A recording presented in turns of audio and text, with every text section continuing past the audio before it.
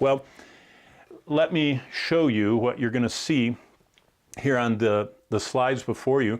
First of all, in the Pentateuch, the first part that God came down to explain to Moses, we find some descriptions of future events.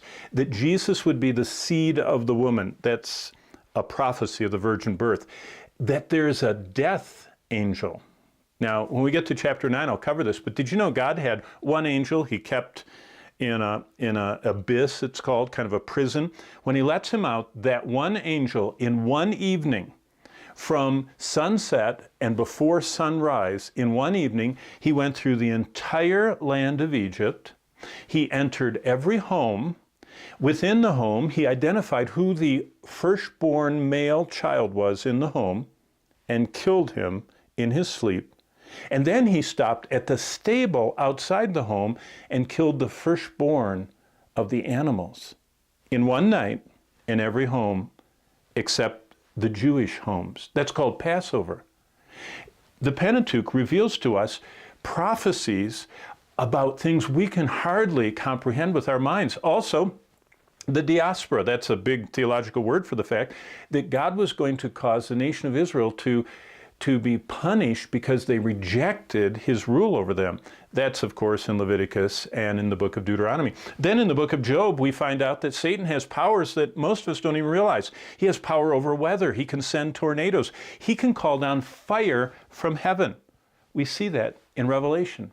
At the end of the Bible, Satan's prophet can call down fire whenever he wants onto the earth to overwhelm the world into thinking that he is God. And also Satan has power over the nations.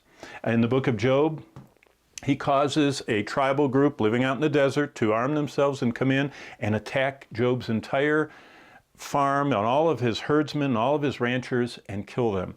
And that was totally incited by Satan. Then in the historic books, we find things such as a death angel again that killed 70,000 Jews in one quick sweeping motion. We find that there is another angel that killed 185,000 Assyrian troops. And every time we see these events, we don't know how to piece them together until we get to Revelation, when Jesus comes and explains that this is all part of Satan's cosmic war against God's plan and God's people. Continuing, and you can see in the slides in front of you, in the book of Psalms, there are 3 Psalms. Psalm 2, Jesus is ruling the whole world with a rod of iron. By the way, he doesn't do that in the Gospels. He doesn't do that in the epistles. He never does that in the historic or prophetic or any of these books. When is that? It's in the book of Revelation. Psalm 83 talks about a coalition of nations that attack Israel. Psalm 102 describes what we would call the historic event, the Holocaust.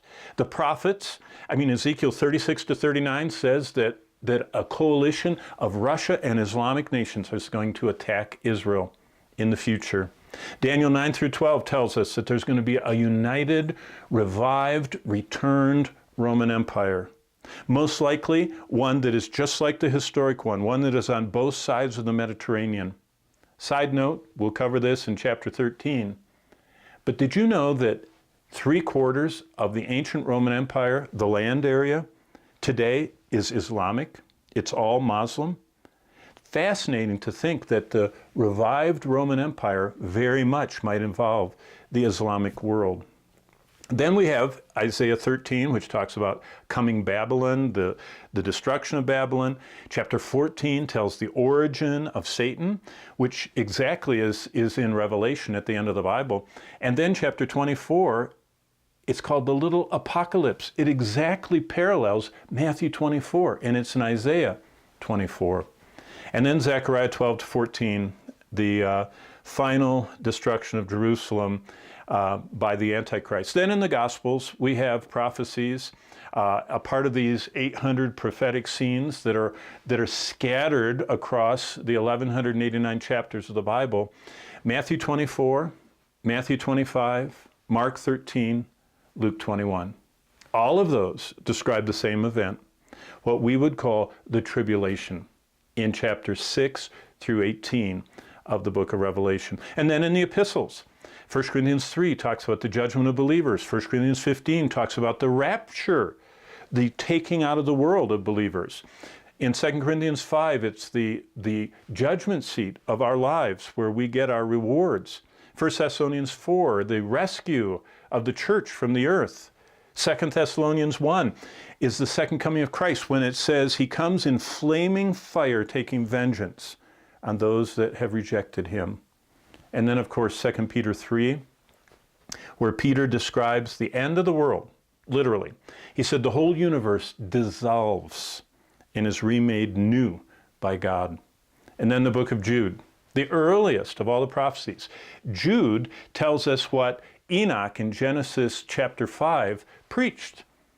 Enoch, the seventh generation, the seventh man from Adam, taught that the Lord would come, listen to this, with 10,000s of his saints. The second coming of Jesus Christ to take control at the height of the tribulation, Revelation 19 says, all his saints are with him. Jude tells us that Enoch in Genesis, way back here, prophesied that 10,000s, that's myriads of his saints, would come with him. Well, all of those individual pieces, those 800 quotes, are combined. All the Pentateuch, Job, the historic books, the Psalms, the Gospels, and the Epistles, all of them are combined into one continuous movie. And what we call that is the revelation of Jesus Christ. All of these pieces are fit together in a chronological, very visual, unfolding scene, almost like a movie script. So what we can say is that Revelation connects, completes, and it applies all of the Bible. So Revelation is the most well-known book. I don't think there's a person that's not heard of the Revelation, that mysterious apocalyptic book. It's unique because it combines the rest of the Bible. It's also the most neglected. Unfortunately, during the Reformation, the key reforming teachers of the Reformation, Calvin and Luther, both shied away from the book of Revelation. They talked about it, but they didn't fully embrace it. And therefore, today, it's very neglected in many churches. But it's the most vital book of the Bible because it's the book that reveals Jesus Christ. Now listen, we could summarize Revelation by saying this. God designed the Bible so it ends with a visit back to earth by Jesus Christ. Jesus comes to visit his church 2 generations after he ascended back into heaven. God lets us see Jesus. He lets us see him as he is in his risen glory.